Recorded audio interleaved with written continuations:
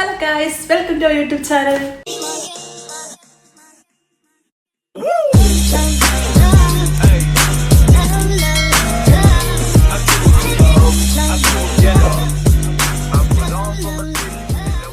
അപ്പോൾ ഇന്നത്തെ വീഡിയോ എന്താണെന്ന് വെച്ചാൽ ഞാൻ നേരത്തെ വീഡിയോ കണ്ടവർക്ക് അറിയാം ഞാൻ ഇവിടെ നഴ്സിംഗ് ഹോസ്പിറ്റൽ ചെയ്യുവാണ്. അപ്പോൾ അതിനെക്കുറിച്ച് ഞാൻ ഇവിടെ എന്ത് ചെയ്യുവാണ്, മീൻസ് ഏത് ഇയറാണ്, ഇവിടുത്തെ റെൻറ്റ്, എനിക്ക് എത്ര സ്റ്റൈഫൻഡ് കിട്ടുന്നുണ്ട്, അപ്പോൾ അതിനൊക്കെ കുറിച്ചാണ് ഈ വീഡിയോയിൽ എന്തായാലും പറയാൻ പോകുന്നത്. അപ്പോൾ ഞാൻ ഇവിടെ നഴ്സിംഗ് ഹോസ്പിറ്റലും ചെയ്യുവാണ്.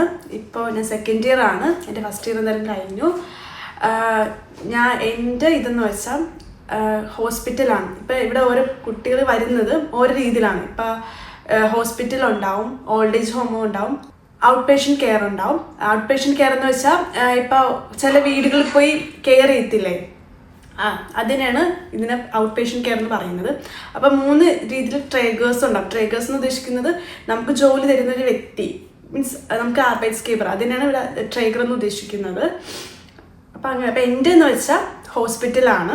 അപ്പം എൻ്റെ എന്തായാലും ഹോസ്പിറ്റലാണ്. എൻ്റെ ഒപ്പീനിയൻ വെച്ച് ഹോസ്പിറ്റലാണ് നല്ലത്, വേറെ ഒന്നുമല്ല.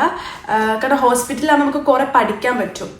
ഓൾഡ് ഏജ് ഹോമിലും പഠിക്കാനൊക്കെ പറ്റും, പക്ഷെ കുറേ പഠിക്കാൻ പറ്റുന്നത് നമുക്ക് ഹോസ്പിറ്റലാണ്. ഇപ്പം ആംബുലൻസ് ഫിലിക്കാണെങ്കിലും എനിക്ക് തോന്നുന്നത് ഏറ്റവും നല്ലത് ഹോസ്പിറ്റൽ തന്നെയാണ്. പക്ഷേ ബാക്കിയെല്ലാം നല്ലതാണ് കേട്ടോ, 3 ആണെങ്കിൽ നല്ലതാണ്. പക്ഷെ എൻ്റെ ഒപ്പീനിയൻ വെച്ച് ഹോസ്പിറ്റലാണ് കേട്ടോ നല്ലത്. കാരണം ഹോസ്പിറ്റൽ പറയാൻ കാരണം വേറെ ഒന്നുമല്ല.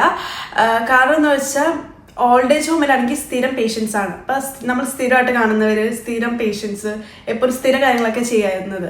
ബട്ട് ഹോസ്പിറ്റൽ എന്ന് വെച്ചാൽ അങ്ങനെയല്ല. നമുക്ക് പുതിയ പേഷ്യൻസ്, പുതിയ രോഗങ്ങൾ, പുതിയ മെഡിസിൻസ്, പുതിയ കാര്യങ്ങൾ നമ്മൾ പഠിക്കും. പക്ഷേ ഹോസ്പിറ്റലിൽ അങ്ങനെ, ഓൾഡ് ഏജ് ഹോമിൽ അങ്ങനെയല്ല.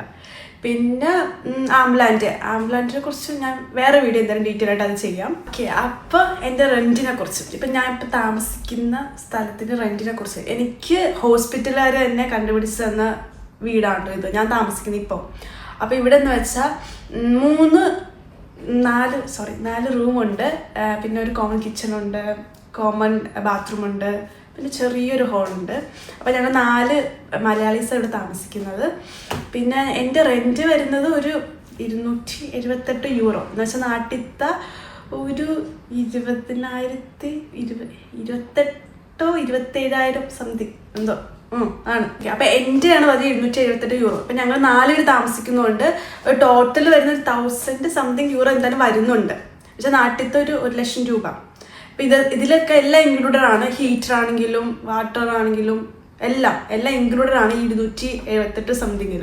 കാരണം എന്ന് വെച്ചാൽ ഇത്രയും കുറവ് വരാൻ കാരണം വേറെ ഒന്നുമല്ല, എൻ്റെ ഹോസ്പിറ്റലുകാർ തന്നെ ഇത് തന്നോണ്ട്. കാരണം എനിക്ക് ഹോസ്പിറ്റലിൻ്റെ വീടായതുകൊണ്ടാണ് ഇത്രയും കുറവ് വന്നത്. അപ്പോൾ ഇനി സ്റ്റൈഫൻഡിനെ കുറിച്ച് പറയാം. ഇപ്പം എനിക്ക് കിട്ടുന്ന സ്റ്റൈഫൻഡ് ആണെങ്കിൽ ഇപ്പോൾ ഫസ്റ്റ് ഇയറിലാണെങ്കിൽ 1100 സംതിങ് ആണ്, സെക്കൻഡ് ഇയർ 1200, തേർഡ് ഇയറിൽ 1300. ഇപ്പം 100 യൂറോ കൂടിയാണ് ഇങ്ങനെ പോണത്. പക്ഷേ എന്ന് വെച്ചാൽ ഇപ്പോഴത്തെ ഹോസ്പിറ്റലിൽ വ്യത്യാസമുണ്ട്.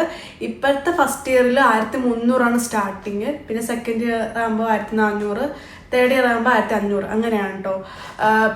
പക്ഷേ ഇത് ഓരോ സ്റ്റേറ്റ് അനുസരിച്ച് വ്യത്യാസം ഉണ്ടാവും. ഈ എമൗണ്ടിൽ ചെറിയ വ്യത്യാസം ഉണ്ടാവും. ഓക്കെ.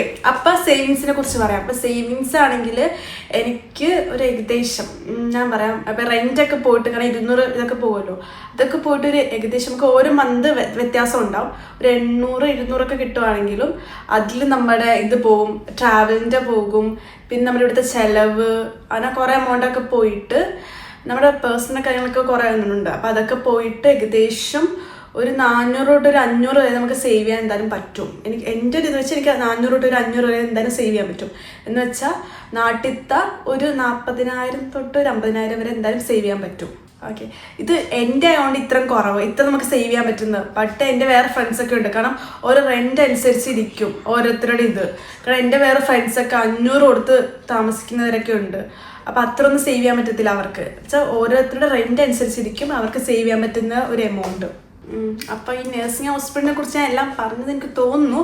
അപ്പോൾ എന്തെങ്കിലും ഉണ്ടെങ്കിൽ ഞാൻ അടുത്ത വീഡിയോ എന്തായാലും ഇൻക്ലൂഡ് ആക്കാം. പിന്നെ ഞാൻ എന്തെങ്കിലും മറന്നു പോയിട്ടുണ്ടെങ്കിൽ നിങ്ങൾ എനിക്ക് മെസ്സേജ് അയച്ചാൽ മതി, എൻ്റെ ഇൻസ്റ്റാഗ്രാമിൽ മെസ്സേജ് അയച്ചാൽ മതി. ഞാൻ ഉറപ്പായിട്ടും അടുത്ത വീഡിയോയിൽ ഉറപ്പായിട്ട് ചെയ്യാം. Okay, bye guys. ഇനി അടുത്ത വീഡിയോ കാണാം. ബൈ.